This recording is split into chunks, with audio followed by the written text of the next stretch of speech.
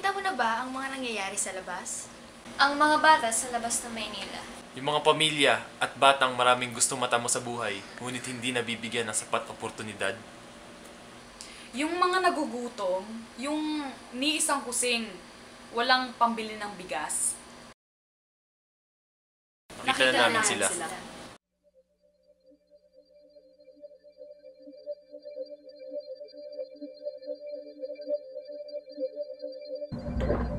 Ang Section A76 ay nagpunta sa mga tahanan sa Camarin, Caloocan upang sa wakas ay magampanan ng aming project plan, lecture, ukay-ukay at culminating activity.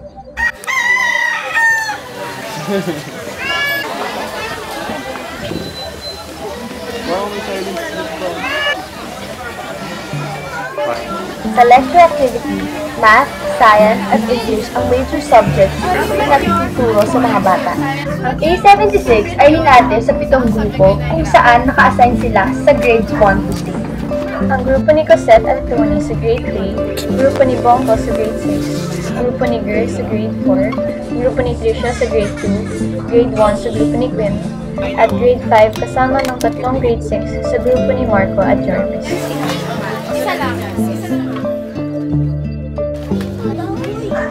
Iba't ibang klase ng bata ang nakita namin sa Camarin. Mayroong masisipag, mabait, gagaling, matahimik, mga ayaw kumilos, mga hindi gusto yung ginagawa nila. Minsan, nahihirapan yung ibang teachers dahil hindi sabay-sabay nakakaintindi ang mga bata.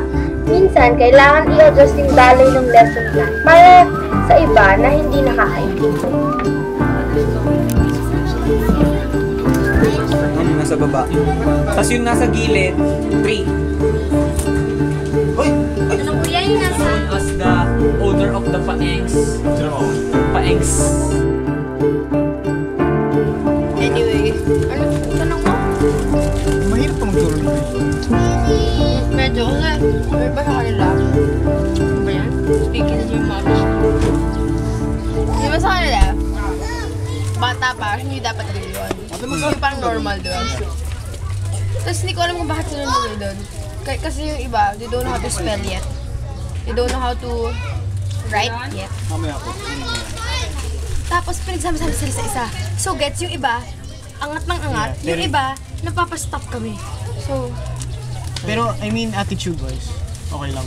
some, ano, Majority boys.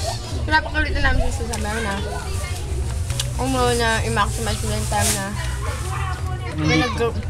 may nagkakanda o gaga para magturo. Kasi yung iba talaga walang drive. Kitang-kita mo kung sino sa mga More ba boys? tataas. Or girls? Boy and girl! Boy and girl? Pinapakita dito na ang mga bata ay sineseryosin ang lecture ng mga guro nila. Ang mga ibang guro naman ay may konting pasensya sa mga bata.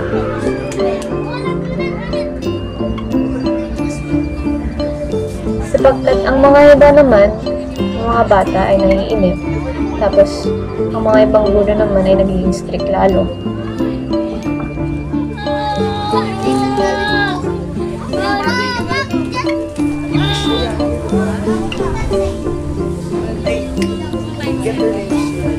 Minsan, yung mga bata dinidisiplina rin ng ibang teachers sa pamamagitan ng pagsabi sa kanila. Kasi minsan, dumadating sa punto na ayaw na talaga nilang makinig. Tahimik! Tayo lahat! Tayo lahat! Tahimik ka!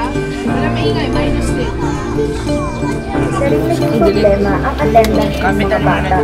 Tulad ng isang estudyante sa grade 1, natakot siyang pumasok